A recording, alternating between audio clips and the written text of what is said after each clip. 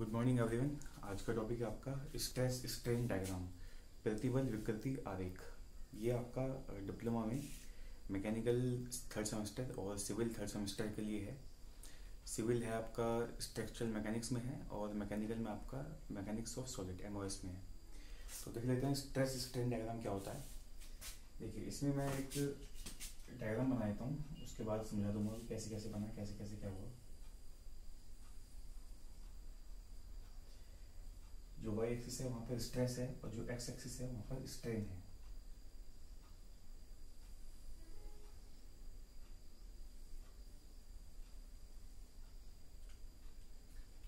यहाँ पर इसको हमने ओ कह दिया है, ओ पॉइंट इसको, और इस पॉइंट को हमने यहाँ पर ए कह दिया है। यहाँ पर इस पॉइंट को बी बोल दिया है, इस पॉइंट को सी कह दिया है, इस पॉइंट को डी बोल दिया है, और इस पॉइंट को हमने यहाँ पर ई बोल दिया है, और ये आपका एफ हो गया। ठीक है, यहाँ पर लिख देते हैं, ये हो गया स्ट्रेन यानी कि विकृति, और ये हो गया आपका स्ट्रेस यानी कि प्रतिबल। ठीक है, तो इसमें क्या होता है बेसिकली कि कोई एक आपका बात होती है, छड़ होती है। देखिए यहाँ पर मैं बना देता हूँ उसको। ये मान लीजिए कोई छड़ है इस टाइप की, ठीक है। इस पर हमें टेंसाइल फोर्स लगाते हैं एफ।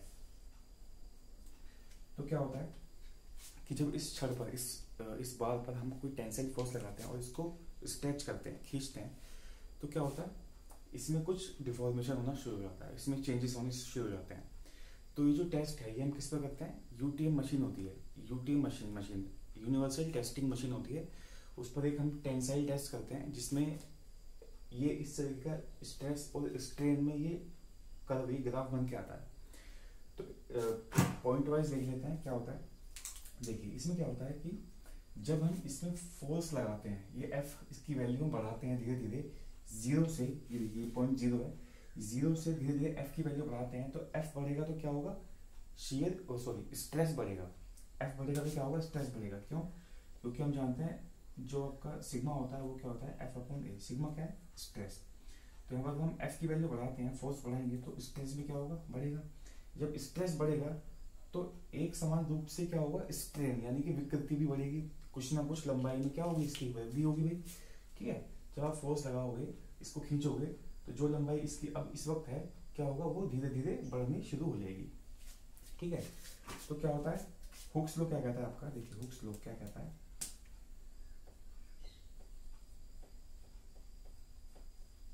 हुक्स लॉ क्या कहता है कि प्रतिबल विकृति के समानुपाती होती है, यानी कि stress is directly proportional to strain. ठीक है, यानी अगर स्ट्रेस की वैल्यू बढ़ाएंगे तो क्या होगा, उसी के प्रोपोर्शनल में स्ट्रेन की वैल्यू भी बढ़ेगी। ठीक, तो आ जाते हैं ग्राफ की तरफ। देखिए जब हम धीरे धीरे फोर्स बढ़ाते हैं तो फोर्स से क्या होता है, स्ट्रेस बढ़ता है। स्ट्रेस मान लीजिए यहाँ बढ़ा, इसके पैरेलल में स्ट्रेन भी बढ़ा, तो हमें ये वाला पॉइंट प्राप्त हुआ। फिर और फोर्स बढ़ाया तो स्ट्रेस बढ़ा, स्ट्रेन बढ़ा, फिर ये पॉइंट प्राप्त हुआ। फिर फोर्स बढ़ाया, फिर स्ट्रेस बढ़ा, फिर स्ट्रेन बढ़ा, फिर तीसरा पॉइंट प्राप्त हुआ। इसी तरीके से हमें ये सारे पॉइंट प्राप्त होते हैं, ओ से लेकर ए तक। तो हमें ये ए पॉइंट मिलता है। इस ए पॉइंट को हम क्या कहते हैं, लिमिट ऑफ प्रोपोर्शनलिटी। यहां पर लिख देता हूं मैं, लिमिट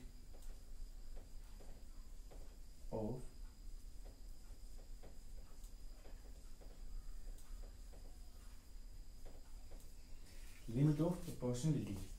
ठीक है, ये क्या होती है, ये हुक्स लॉ का पालन करती है। जो ओ से ए तक की लाइन है क्या करती है, हुक्स लॉ का फॉलो करती है। ठीक है, मतलब हुक्स लॉ को फॉलो करने से मतलब क्या है कि जितना स्ट्रेस बढ़ेगा उतना ही स्ट्रेन यानी कि विकृति की वैल्यू भी उसी रेशो में बढ़ेगी। जब हम आगे बढ़ते आते हैं तो ए पॉइंट मिलता है। इस ए पॉइंट को हमने कहा है लिमिट ऑफ प्रोपोर्शनलिटी, यानी कि एक समान रूप में जितना स्ट्रेस बढ़ रहा है उतना ही आपका स्ट्रेन भी बढ़ रहा है। फिर उसका हमने क्या किया, उसके बाद हमने थोड़ा सा फोर्स और लगाया इस छड़ पर, इस बार पर। इसको हम लिख देते हैं यहाँ पर, हिंदी में इसको बोलते हैं छड़ और इंग्लिश में इसको बोल दिया हमने बार। ठीक है, इस बार पर हमने क्या किया, थोड़ा सा फोर्स की वैल्यू और बढ़ाई। जब और बढ़ाएंगे तो क्या होगा, स्ट्रेस बढ़ेगा तो स्ट्रेन भी बढ़ेगा। तो ए से हमारे पास कौन सा पॉइंट मिला, हमें बी पॉइंट मिला। जब ऊपर बढ़े तो हमें क्या मिला, बी पॉइंट मिला। बी पॉइंट को हमने क्या बोल दिया, इलास्टिक पॉइंट। क्या मतलब हुआ कि मतलब इस पॉइंट पर तक इलास्टिसिटी रहेगी मटेरियल के अंतर्गत। मटेरियल में क्या होगा, इस पॉइंट तक इलास्टिसिटी रहेगी, यानी कि फोर्स को हटा लेने के बाद वापस से जो आपका बार है, जो छड़ है, वो क्या होगा, फोर्स को हटा लेने के बाद वापस से अपनी उसी अवस्था में आ जाएगी, उसी ओरिजिनल शेप और साइज में आ जाएगी, उसको वापस से रीगेन कर लेगी। ठीक है, यही होती है इलास्टिसिटी।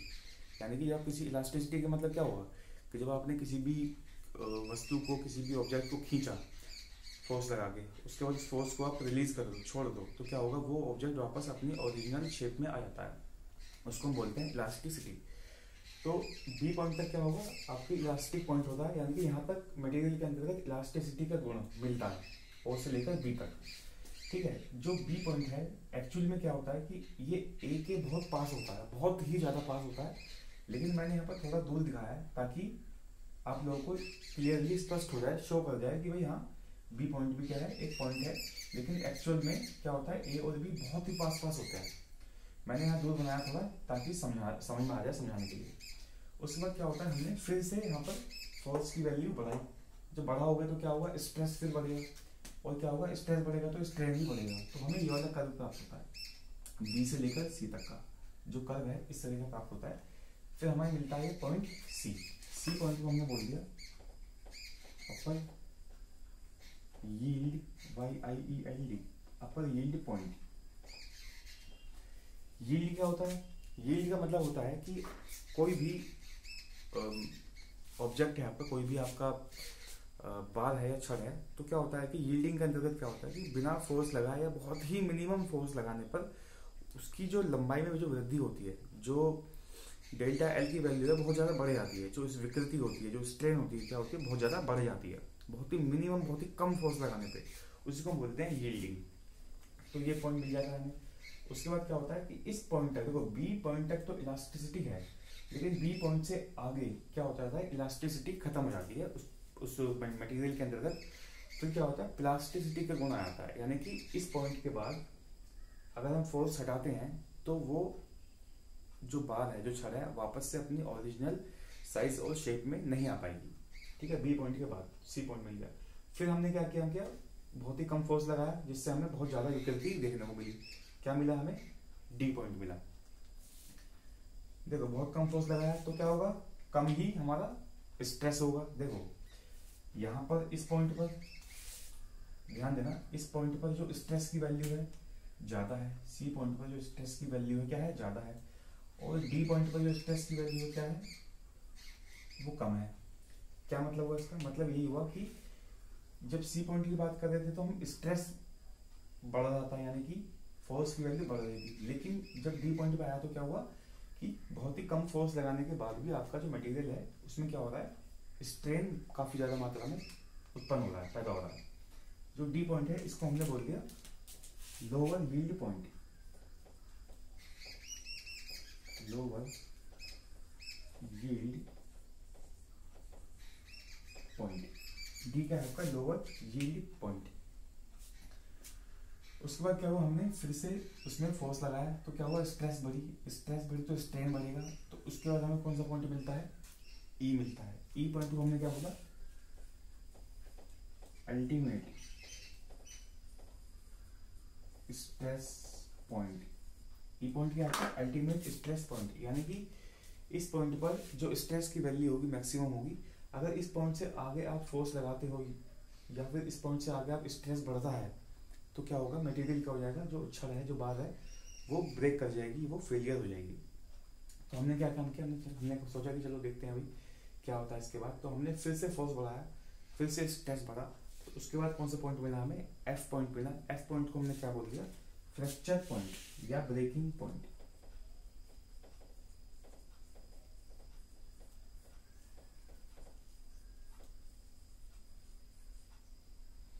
एफ पॉइंट को हमने बोल दिया फ्रैक्चर पॉइंट या ब्रेकिंग पॉइंट, यानी कि इस पॉइंट पर आकर क्या हो गया, मटेरियल फेल कर गया, टूट गया। तो ये बनता है स्ट्रेस स्ट्रेन डायग्राम। किस केस में बनता है, माइल्ड स्टील का केस है। कौन सा है, माइल्ड स्टील।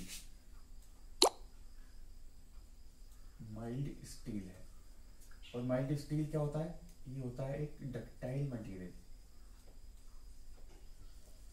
ये बहुत ही एग्जाम में बहुत ही पूछा जाने वाला क्वेश्चन है।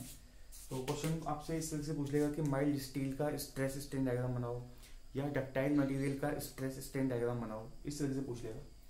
ठीक है, तो इस तरीके का ग्राफ आपका बन के आता है स्ट्रेस और स्ट्रेन के बीच में। ठीक है, ये एक तरह का रिलेशनशिप है स्ट्रेस और स्ट्रेन में, ये जो ग्राफ है। ठीक, तो अगला क्या है आपका, अगर हम बात करते हैं कि ब्रिटल मटेरियल के केस में, ब्रिटल मटेरियल के केस में यानी कि ब्रिटल मटेरियल मतलब कास्ट आयरन, कास्ट आयरन के केस की बात करते हैं, तो कास्ट आयरन के केस में जो स्ट्रेस स्ट्रेन डायग्राम बनेगा थोड़ा सा अलग बनेगा। उसमें क्या होगा, देखो अगर हम बात करते हैं कास्ट आयरन की, तो उस केस में जो बनेगा इस तरीके से बनेगा।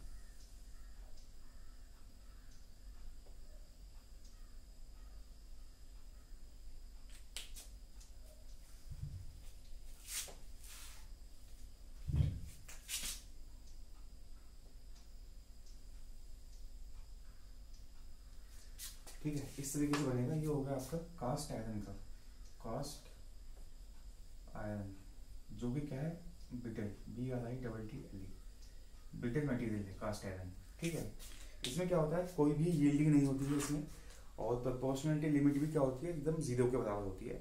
इस तरीके के डायग्राम को हम बोलते हैं stress strain diagram of brittle material यानी कि कास्ट आयरन के केस में। अगर हमसे पूछे कि रबर के केस में क्या होगा, तो रबर के केस में क्या होगा, देखो इस तरीके से बन जाएगा। ये स्ट्रेस हो गया, स्ट्रेन हो गया, ये हो गया रबर के केस में। ठीक है, एल्यूमिनियम का देख लेते हैं। एल्यूमिनियम को कैसा कर्व बन के आएगा, एल्यूमिनियम का जो कर्व बन के आएगा वो इस तरीके से का बन के आएगा।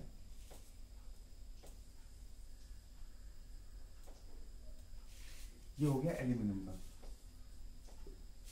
तो ये कुछ स्ट्रेस स्ट्रेन डायग्राम होते हैं एल्यूमिनियम के, रबर के, कास्ट आयरन के, माइल्ड स्टील के। तो ये क्या होता है, एग्जाम में पूछे जाते हैं। और कंपटीशन की तैयारी जो करते हैं उसमें भी, कंपटीशन में भी इससे संबंधित बहुत सारे क्वेश्चन बनते हैं, उसमें भी आता ही आता है टॉपिक, बहुत इंपॉर्टेंट टॉपिक है। तो आज की वीडियो को यहीं ख़त्म करते हैं। कोई दिक्कत, कोई परेशानी हो तो आप मुझे कमेंट बॉक्स में कमेंट करके पूछ सकते हैं। Okay, thank you.